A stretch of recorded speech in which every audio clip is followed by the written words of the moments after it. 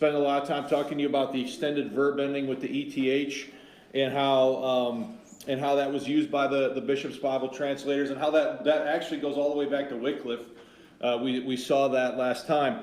But the question came up about love, charity. So one of the things that I did is I created this table that has every occurrence of charity. So we'll go down here, and I just want to point this out to you. So charity occurs 28 times in 24 verses in the King James Bible. So the verses in this table are just those 28 occurrences, okay? Those 28 occurrences in 24 verses. So there's 24 verses that are listed here, all right? So I went all the way back. So the first occurrence is in 1 Corinthians chapter 8, verse 1. And I want you to notice, what did Wycliffe have? Charity, right? So Tyndale, Coverdale, Matthew's Great, Geneva, and the first edition of the bishops, they all had what? Love, all right? Then we get to the Reims New Testament in 1582, and then we have the 1602 Bishop's Bible, which is the base text for the King James. And what does it have every time in these 28 occurrences? It has charity, right? So you can see what's going on here as you look at this. So the word agape obviously occurs more than 28 times in the New Testament. The rest of the 28 times, it's the occurrences of agape beyond these 28 in the King James are rendered as love. But these 28 times, it's charity. And you need to see that in those exact 28 times, the Bishop's Bible had already, in its second edition, changed that. Because in the first edition, what did they have? They had love in all 28 of those spots, right?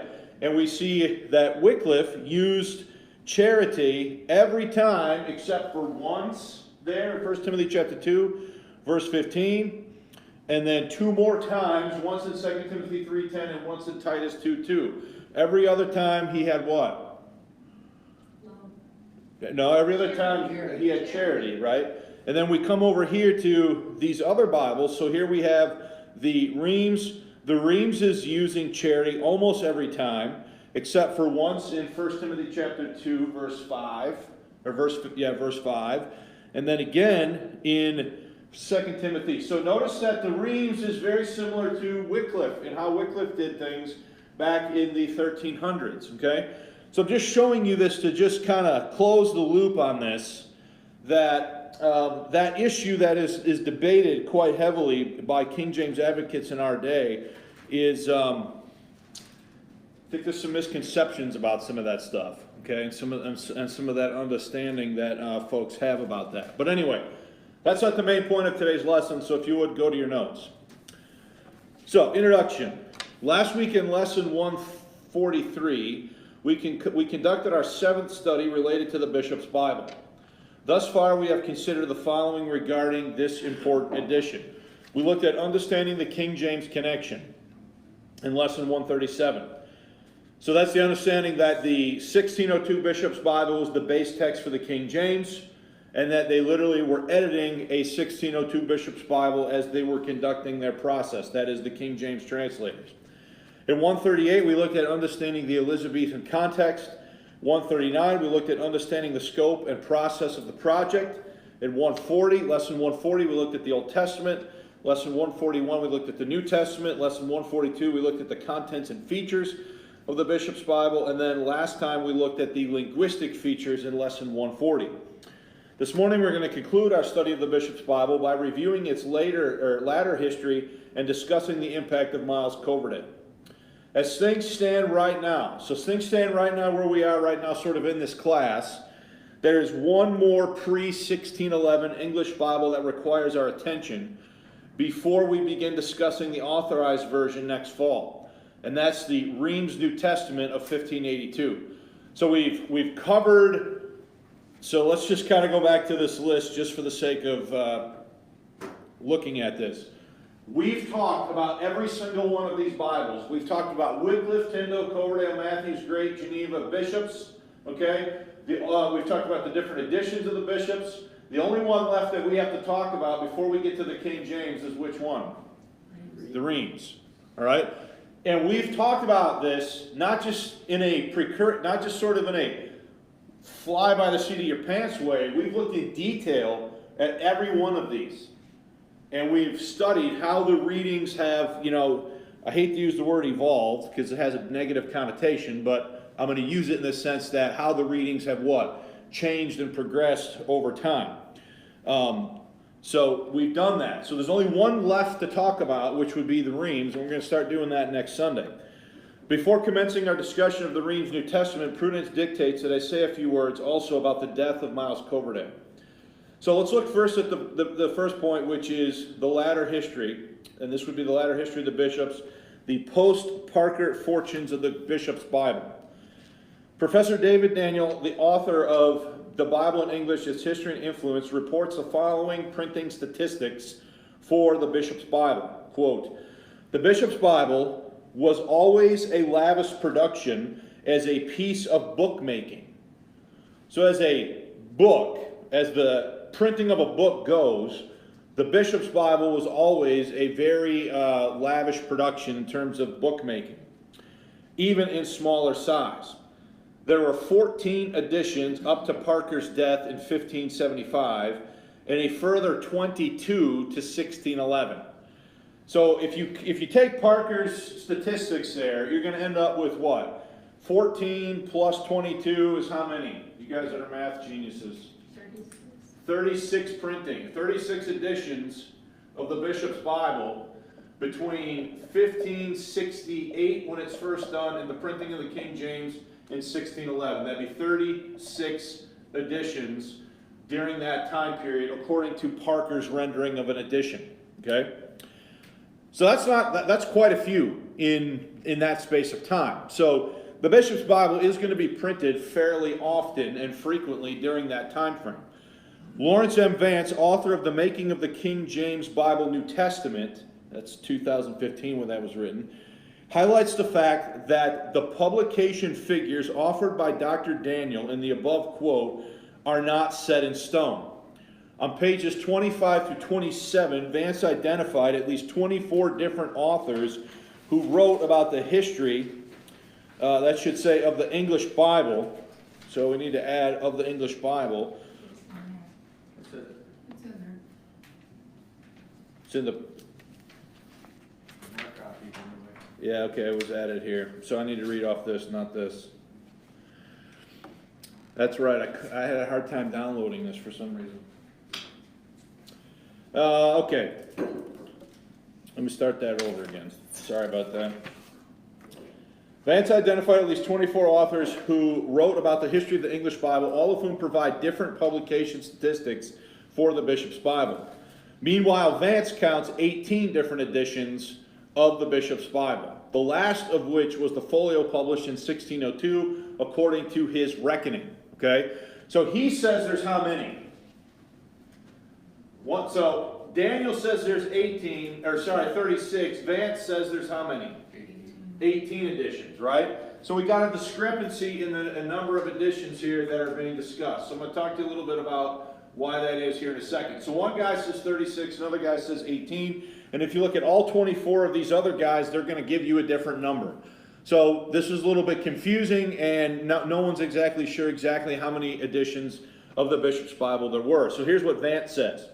Quote, "There were 18 editions of the Bishop's Bible, and they were published from 1568 to 1602. 11 were folios, so that's talking about the size of the Bibles. 7 were, now Sylvia, you corrected me once before about this word. How do you say it? Quartos. Although one of the quartos is described by some as an octavo, so that's 3 different sizes of Bibles, right? So when you see those words, a folio, a quarto, or a octavo, it's talking about the different sizes, right? So let me try to illustrate that for you. This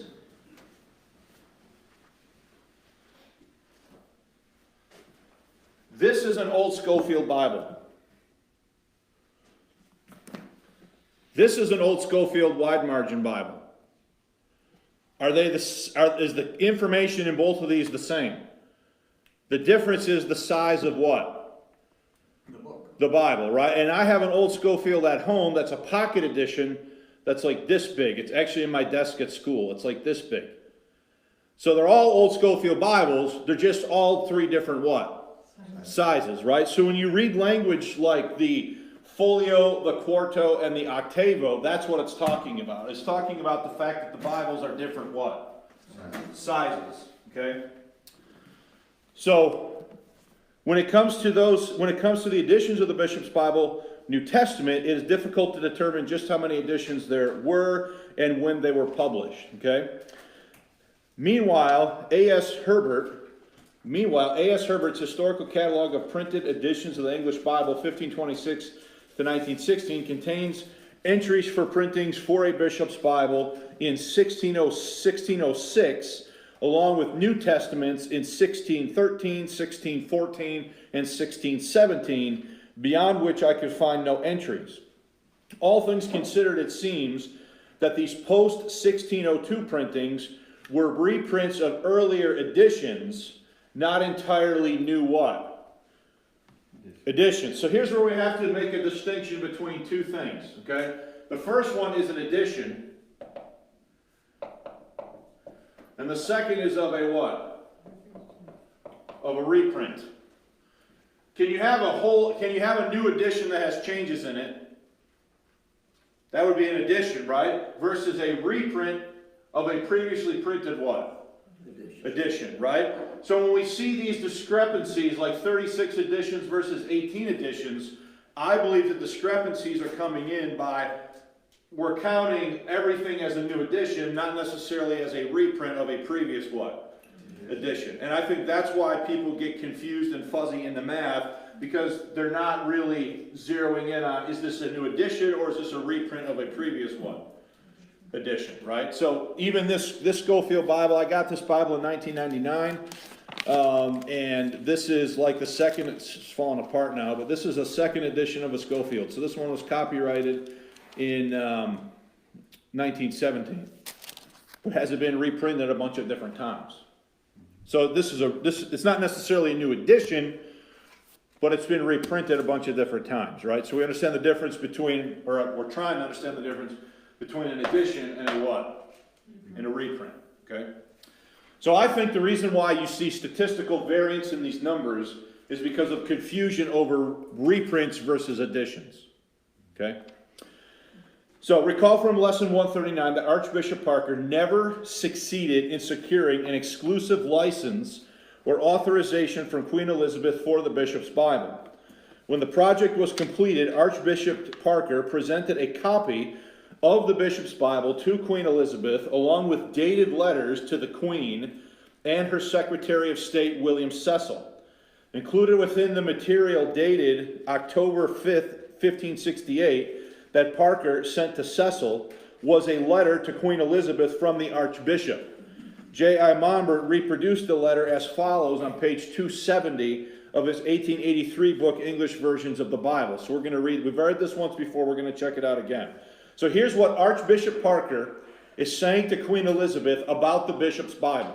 He says, among diverse observations we have been regarded in this recognition, one was to make it very much from the translation which was commonly used by the public order, except where either the verity of the Hebrew and Greek moved alteration, or where the text was by some negligence mutilated from the original. So let's stop there. What's he saying? He's saying we use the Great Bible unless we saw fit to change it based upon the Hebrew and what?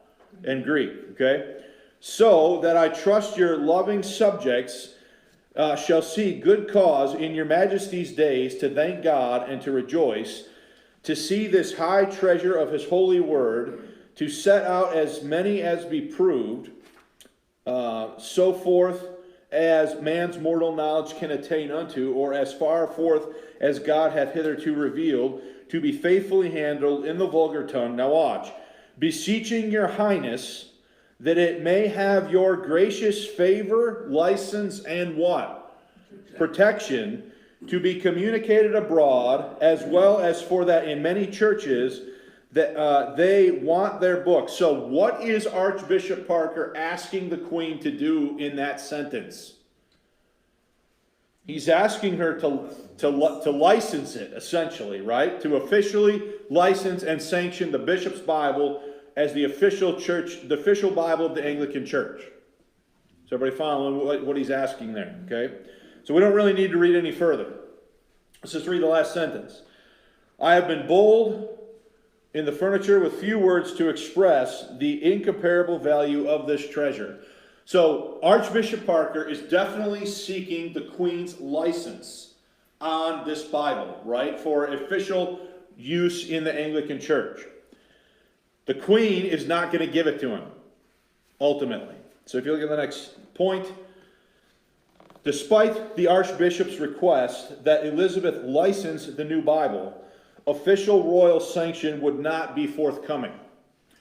That said, the volume was received and endorsed by ecclesiastical authorities, i.e., the bishops of the Anglican Church.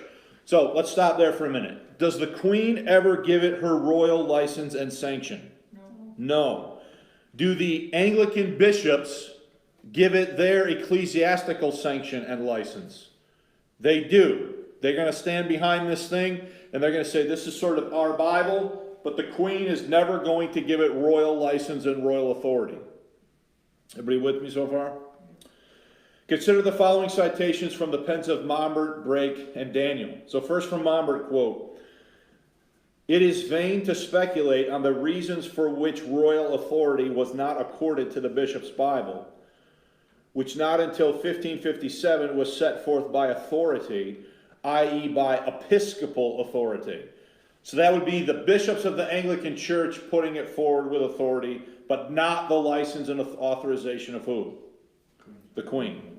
Brake says, next quote, "Although the bishop's Bible was never officially licensed as the authorized Bible, the church and state enthusiastically received it. Clearly superior to the Great Bible, its actual translation fell short of the quality and simplicity of the Geneva translation. It never gained the popular support that they had hoped it would." So that's, again, we've already seen this point, right? The bishop's Bible is going to be the Bible of the bishops of the Anglican Church. The Bible of the people is going to remain which one? The Geneva Bible. And then from Daniel, quote, "Queen Elizabeth did not do what her archbishop requested and acknowledged the bishop's Bible as the standard English church text. It never happened." So that means then that you've got basically two Bibles that are competing with each other for acceptance amongst English-speaking Christians. You have the Great Bible, which is the Bible of the bishops of the Anglican Church. You have the Bishop's Bible, which is the Bible of the bishops of the Anglican Church, and then you have the Geneva Bible, which is the Bible of the people. So the Bible that the people are reading and possessing in their homes is the Geneva Bible. The Bible they hear read out loud if they go to an Anglican church service is the Bishop's Bible. So you've got two Bibles there that are competing for acceptance by the people of England. Okay, now before we go any further, does anybody have any questions or comments about that? I think she did that out of kind of like politics between the two. Absolutely. I mean, she was smart, really, to keep peace that way. I think she did it on purpose, and it fits her policy, her religious policy that she adopted. And we'll talk more about that again next week, Ken, when we start looking at the Reims Bible. And what the Queen's, we've talked about it once before when we talked about the Elizabethan context back in lesson 138. But yes, she's trying to walk a middle way between the Anglicans and the Puritans.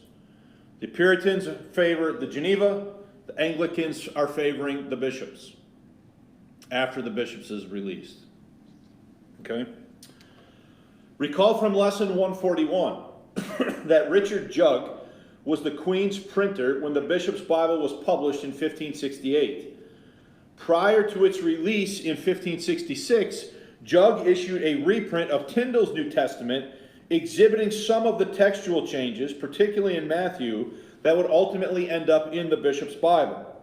Regarding the connection between Richard Jugg and Archbishop Parker, Charles C. Butterworth states the following in The Literary Lineage of the King James Bible, 1340 to 1611. He says, quote, as long as Archbishop Parker lived, Richard Jugg enjoyed what amounted to a monopoly as a printer of Bibles.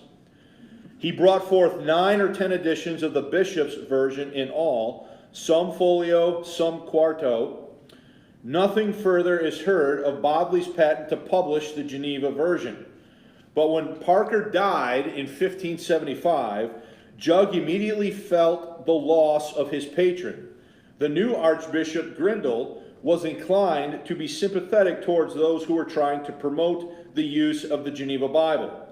A sort of compromise between these conflicting interests was arranged by the Stationers' Company, whereby Jugg was allowed the exclusive right to publish Bibles of a certain size, while others were allowed the right to publish them in other sizes. So, here's what you need to get from that. Far and away, what's the most popular Bible amongst the common Englishman?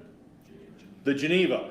But the Geneva is not being printed in England. It's being printed overseas on the European continent and imported into England at the time. Now, the Queen's not banning it. She's not like banning it as an import into the country, but at the time, the only Bible officially being printed on English shores was which Bible? The Bishop's, at least until the death of Archbishop Parker. So the Geneva Bible, the most popular Bible by far in England at the time, was not actually published on English shores until after Archbishop Matthew Parker died in 1575. Yeah. If they were importing it, was it not allowed to be printed in England? There was, it seems... Okay, so that's a hard question to answer for the following reason, okay? Yeah. There was no act of Parliament or act of the Queen that said it could not be. But there seems to have been a deal between Archbishop Parker and this printer Jugg that he's only going to print the Bishop's Bible. And even though the Queen had granted a print patent to Bodley to print the Geneva Bible, a 7-year patent, it never was printed in England until after the death of Archbishop Parker. So Archbishop Parker does seem to have suppressed the printing of the Geneva Bible on English shores during his term, if you will, as the Archbishop. It was being printed overseas in Antwerp and other places and then imported. Nobody was stopping it from being imported, but it wasn't being printed on English shores. Okay? Does that answer your question? Yeah. So again, you got to get, is all of this political? Probably. Everything we've seen so far with the English Bible is highly political. Going all the way back to Wycliffe and remember the Catholic Church hated Wycliffe? They were so ticked at him, they exhumed his dead body, burned his corpse, and sprinkled his ashes in the river. You remember that? That's how mad they were at him for putting the Bible into English. That was Wycliffe. Tyndale was burnt at the stake. Did I say Tyndale? Wycliffe was the guy who was, after he was dead, they exhumed him, burnt his dead body, and sprinkled his ashes in the river. They were so mad at him for putting the Bible into Middle English. Tyndale, they tied him to the stake, and they at least gave him the courtesy of slitting his throat before they burned him. But, you know, such is the way of the Inquisition, I suppose. I mean, if I'm going to be burned at the stake, I guess I'd rather have my throat slit first. Yeah. So recall from lesson 136 that despite the fact that Queen Elizabeth had... So, Bart, here's your... Okay? Your question. Recall from lesson 136 that despite the fact that Queen Elizabeth had issued a patent to print the Geneva Bible for 7 years to John Bodley, the Geneva Bible was not printed on English shores until after the death of Archbishop Parker in 1575. So that means that the Geneva Bible first appears in 1560. It's not printed in England until after the death of Parker in 1575. So for the first 15 years of the existence of the Geneva Bible, it's never printed where? It's never printed in England, even though during that 15-year time period, what's the most popular Bible in England? The Geneva Bible. So that's telling you that is being printed elsewhere and then imported during that 15-year time frame. Dr. Daniel offers the following interesting perspective on these details. Quote, "The list of 15 editions before Parker's death conceals an interesting insight.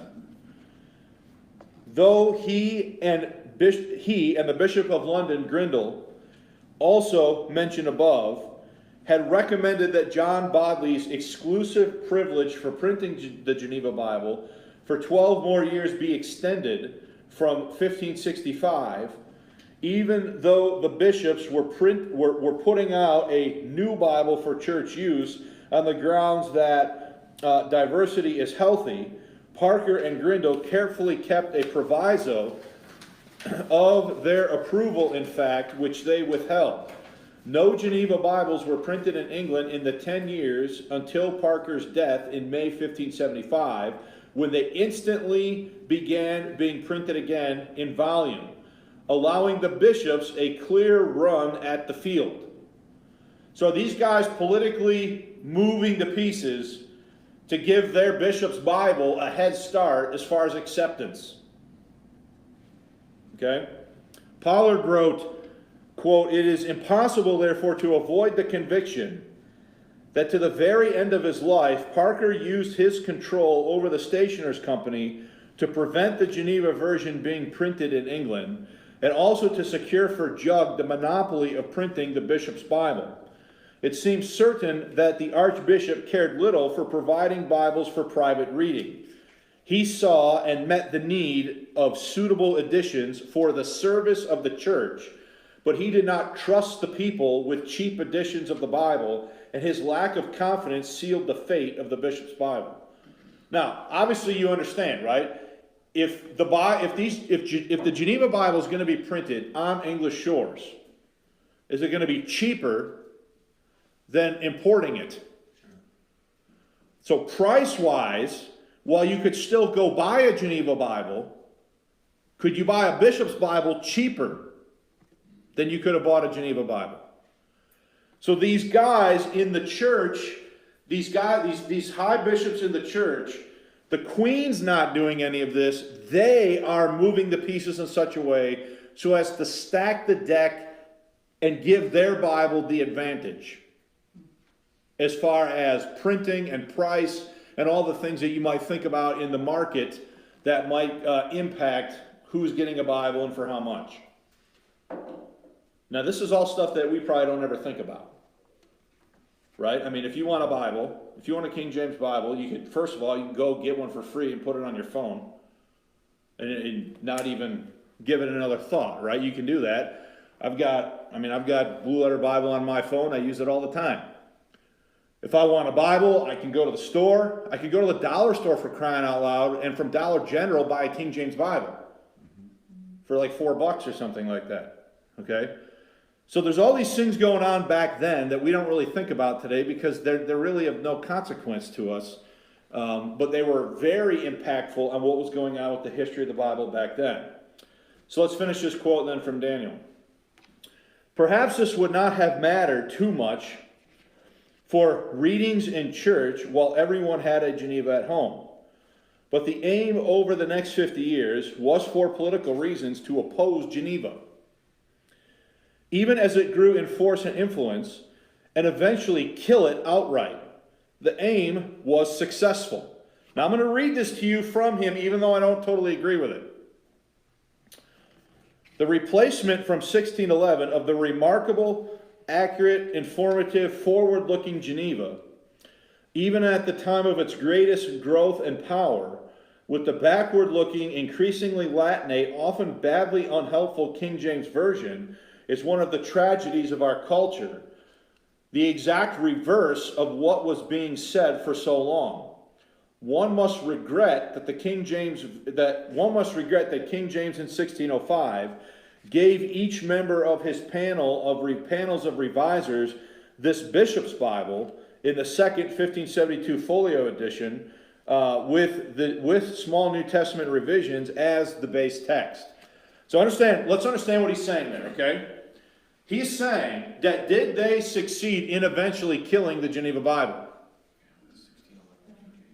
How did they succeed in killing the Geneva Bible? With the King James. That's his read of the situation. So when you read what he says there, it sounds very negative towards the King James, doesn't it? Okay? So we have to, that's his attitude. I don't agree with his attitude about it, but you have to understand, was the Geneva Bible eventually replaced by the King James Bible? Yes. And is the King James Bible, for good or bad, right or wrong, a Bible produced under royal authority at the combined effort of bishops of the Anglican Church and Puritan scholars? It was. And eventually, did it replace the Geneva? It did. So, for good or bad, right or wrong, that's what happened. Next point. While I do not share Professor Daniel's negative attitude towards the King James Bible, it is important to note that the Bishop's Bible was the Bible of the Anglican Church, not the common Englishman. Had it not been for Rule 1 given to the King James translators to follow the Bishop's Bible as their base text, it is quite probable that this volume would be remembered as one of the most unpopular Bibles in the history of our language. That said, the Bishop's Bible remains of the utmost importance for our purposes as we seek to understand the making of the King James Bible. Because the King James Bible was ultimately going to be a revision of which Bible? The Bishop's Bible. So I was in a conversation, Ernie witnessed it this week, with this gentleman who was just not he was upset with me for saying that the King James Bible was a revision of the Bishop's Bible. And he was like, no, it was Tyndale and it was Geneva. And I even provided links to this gentleman to pictures and photographs of a Bishop's Bible with the handwritten notes of the translators in the margin, proving that they are revising the Bishop's Bible as their base text. And he still did not want to listen to what I was saying. So there's a lot of, out there in the marketplace of ideas around these things, there's a lot of folklore, I might say, that's just not true. This whole thing is now James, think about it. James comes to power. We've already talked about this. James comes to power. Does James like the Geneva Bible? He does not like the Geneva Bible. Why? Because there are marginal notes in the Geneva Bible that are against the divine right of kings. Does James view himself as a monarch ruling by divine right? So when he puts this out there for there to be a new translation of the text, he is not going to adopt the Geneva as the base text. He's going to adopt the what? The Bishops as the base text. Because as the King of England, is he now also head of the Anglican Church? You see how that works? So does he get to decide what the base text is going to be? He does. Okay? All right. Any questions or comments about all that before we get to the last point about Coverdale? Is that the biggest difference between the Geneva and the Bishops is those marginal notes? I think that's there are some reading differences in some of the readings. They're both coming from the same Greek. I would say the biggest difference is probably the marginal notes. That's one of the biggest differences, and there are differences in wording in some places too. Some of them are substantive, some of them are not. If you go to the church's website, let me show you how to do this. So I'm going to go back to gracelifebiblechurch.com, and I'm going to click under Meet the Pastor, and I'm going to scroll down to 2015. It's 2015, Great Lakes Grace Bible Conference. You see this link here that says Collation Comparing Varied English Readings in the Geneva Bishops and King James. If you click that, this is a link to a document that I put together comparing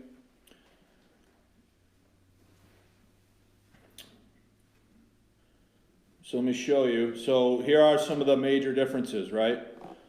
So here's Deuteronomy 23:17. Here I have the Geneva reading. Here I have the bishop's reading, and then here I have the King James reading.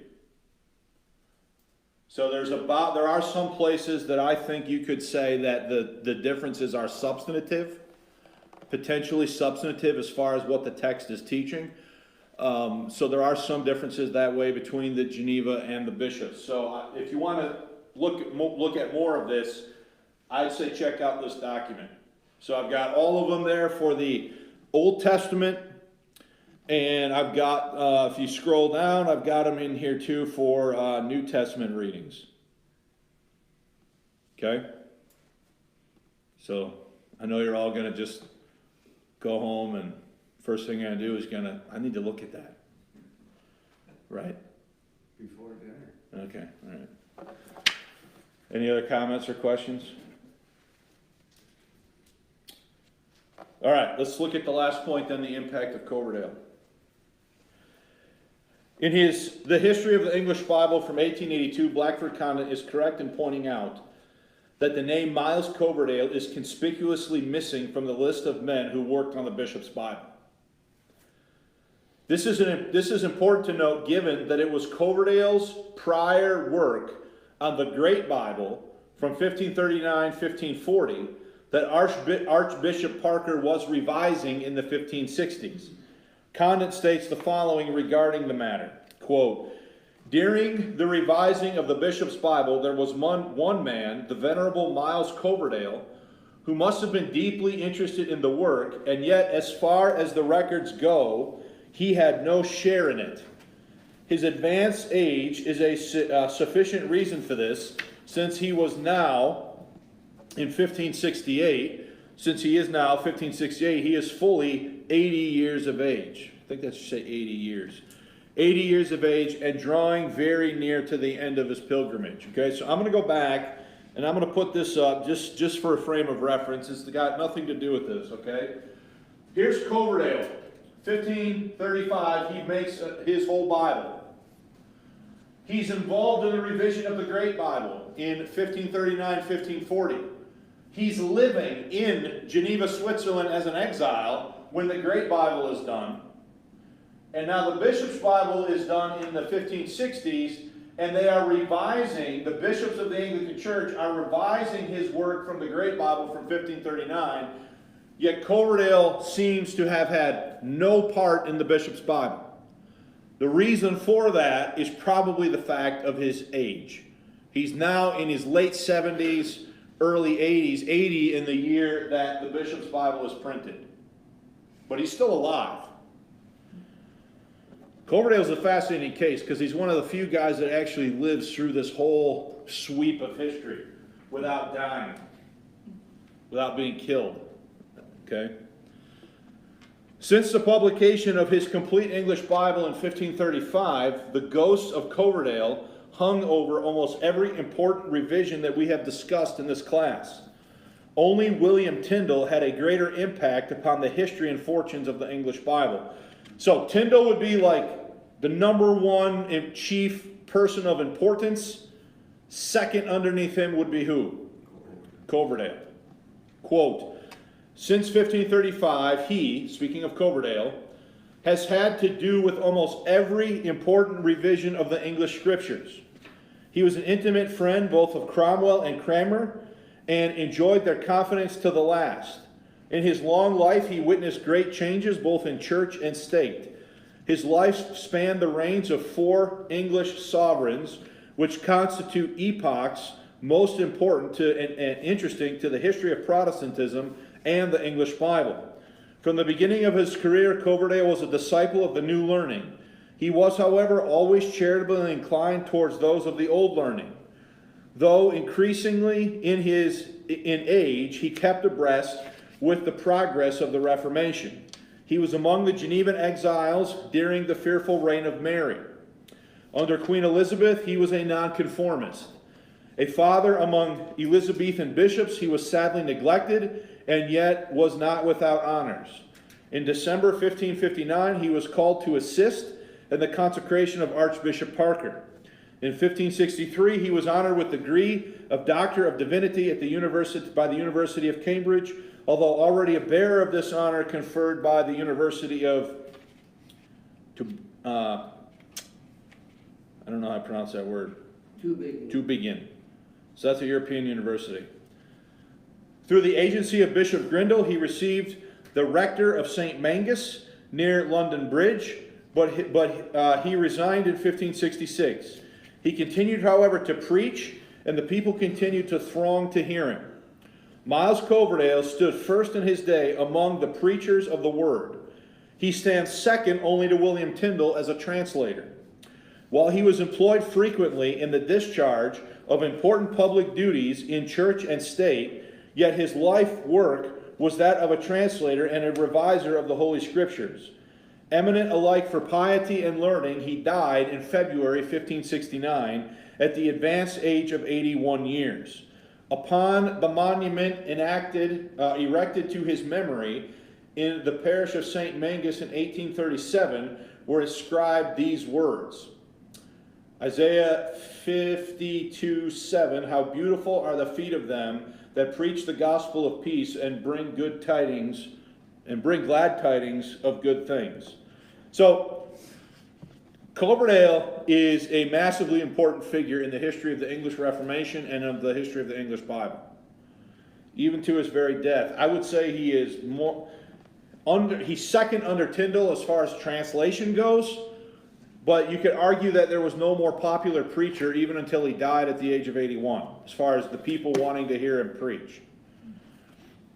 Having survived so much religious and political upheaval, he died of old age. Dr. Donald L. Brake is justified in describing Coverdale as being, quote, politically astute and politically savvy. The following events in the long and storied life of Miles Coverdale was presented in Dr. Brake's A Visual History of the English Bible. So we have the timeline here, okay? So he's born in 1488. In 1514, he enters as an Augustinian monk. So he's, at this point, is he highly Roman Catholic? Okay? In 1527, he won the favor of Thomas Cromwell. In 1528, he leaves the priesthood for Lutheranism. So he embraces the Protestant Reformation. In 1528, he fled the continent to avoid persecution. In 1529, he began his first exile in Hamburg, perhaps met with Tyndale to assist in the translation of the Pentateuch. In 1534, he began translation, probably with some encouragement from Thomas More and Cromwell.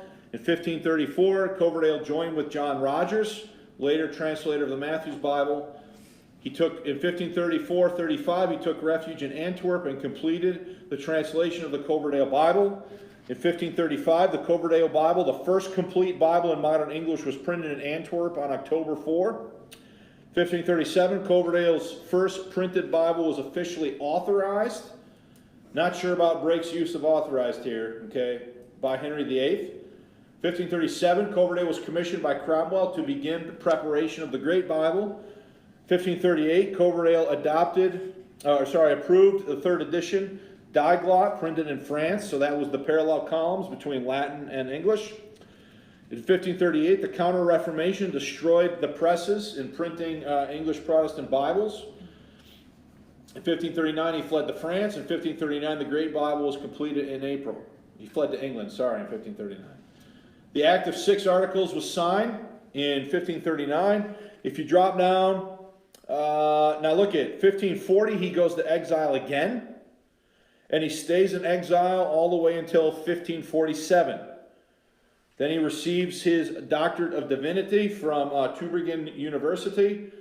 And then 1546, Coverdale's books are condemned by Bishop Bonner and several are burned publicly.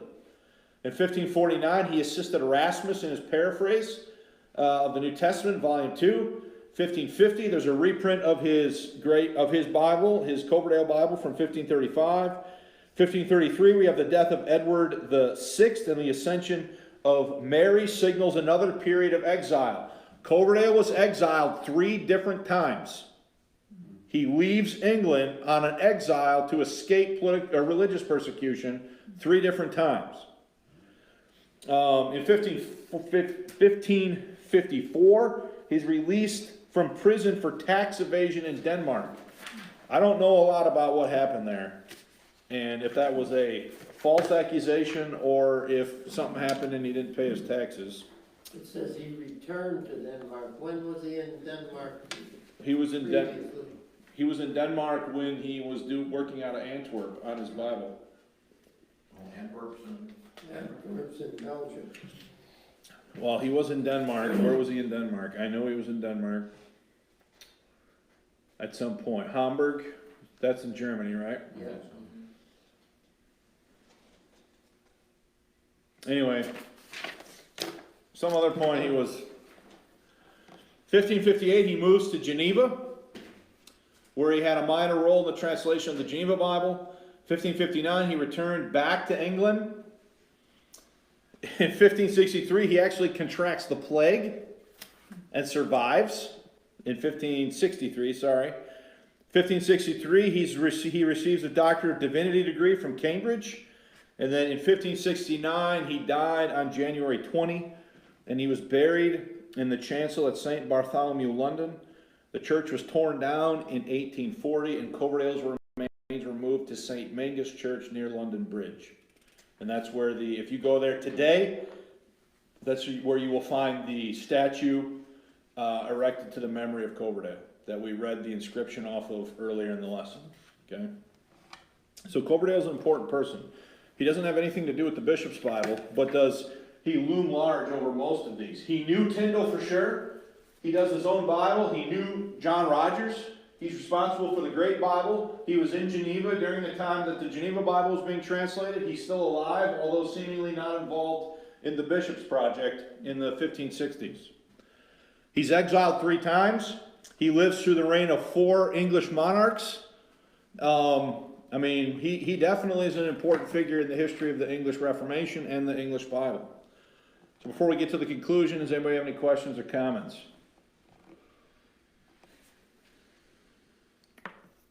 No? Okay, so conclusion.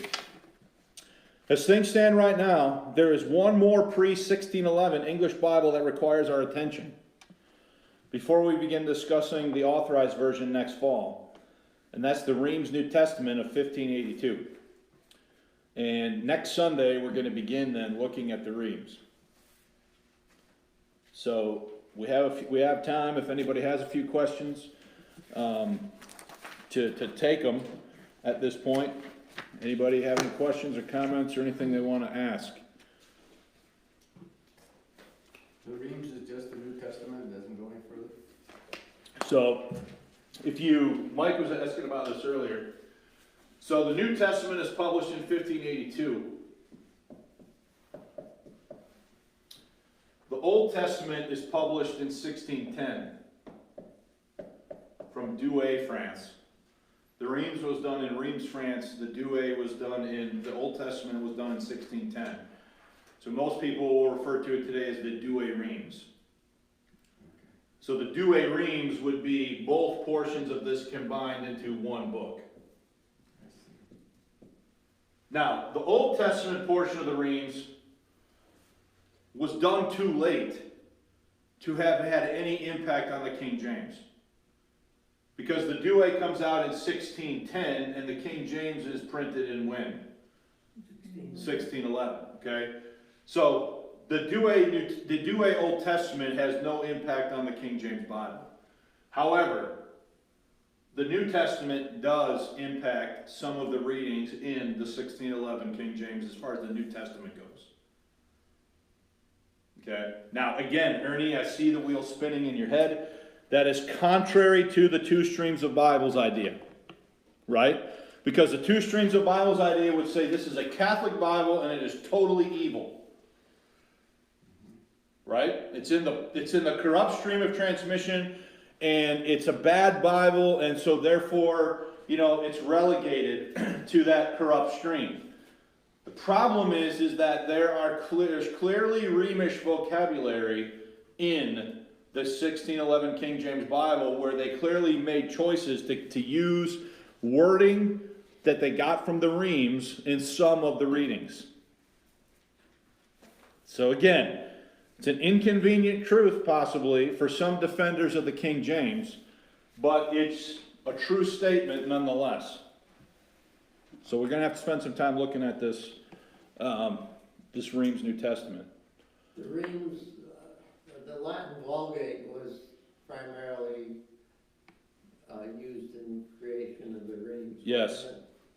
And that's where I think people object, you know, So, Mike, I don't know if you remember, but remember when we were in like lessons 92 through 98, and we were talking about the two streams of Bibles, model of transmission, and how people want, they have this dichotomy between the Old Latin and the Vulgate. right? Remember this? And they have, so the Old Latin is the so-called good Bible of the Waldensians, and the Vulgate is the evil Bible of the Catholic Church. We talked about this, which is suspect, right? For a lot of reasons, it's not based upon a textual evaluation of readings.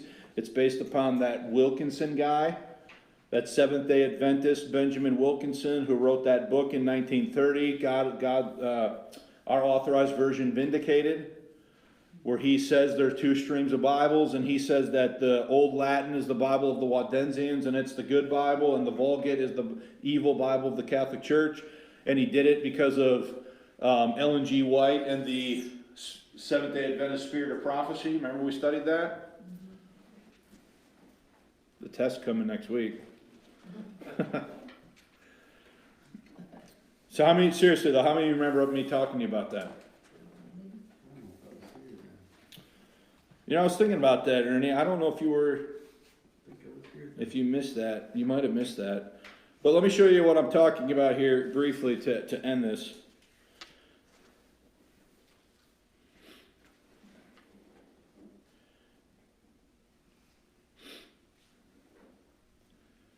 So there's a set of notes on the church's website where I took all of those lessons on the two streams of Bibles, model of transmission, and I put them together into one document.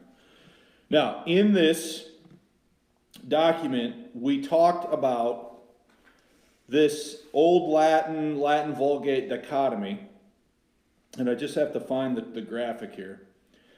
There's a meme that circulates quite often on Facebook and social media about the King James and modern versions. I need to keep going here. If you don't remember this stuff, I highly recommend that you look at this. So I'm looking for something specific. Just bear with me, please. Okay, there it is. I just passed it. Okay. So, here's what I said back in lesson 90-something. Lastly, the Catholic Reims New Testament of 1582 is always placed in the stream of corrupt Bibles, along with modern versions such as the NIV, New American Standard, English Standard Version, or ESV and New King James. The following portion of a meme is very popular on Facebook and other social media websites. So here's what it says.